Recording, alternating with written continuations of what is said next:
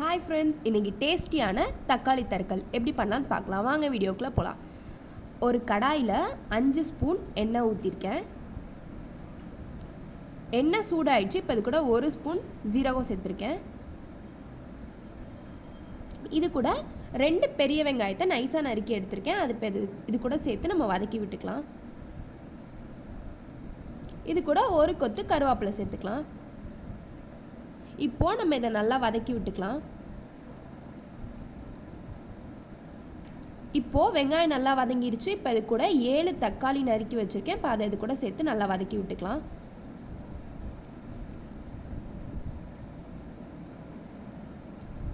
இப்போ இது கூட தேவையான அளவு உப்பு சேர்த்துக்கலாம்.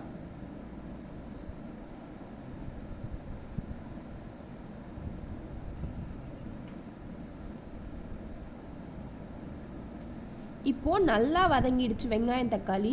இப்போ இது கூட ஒரு 10 பல்லு பூண்டு சேர்த்துக்கலாம். இப்போது இதையும் நம்ம நல்லா வதக்கி விட்டுக்கலாம்.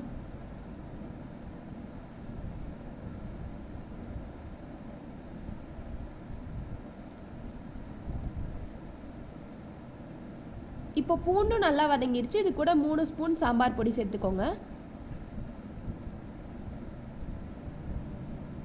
1 ஸ்பூன் தனி மிளகாய் தூள் சேர்த்துக்கலாம்.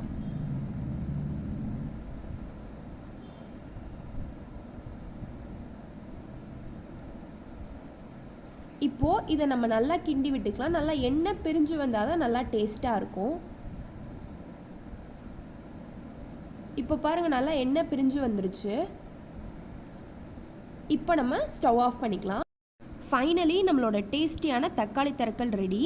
இது இட்லி, தோசை, சப்பாத்தி, கர்ட் ரைஸ் எல்லாத்துக்குமே செம்ம டேஸ்ட்டாக இருக்கும். இந்த வீடியோ உங்களுக்கு பிடிச்சிருந்துச்சுன்னா லைக் பண்ணுங்கள், கமெண்ட் பண்ணுங்கள், ஷேர் பண்ணுங்கள். மறக்காமல் நம்ம சேனலை சப்ஸ்கிரைப் பண்ணுங்கள்.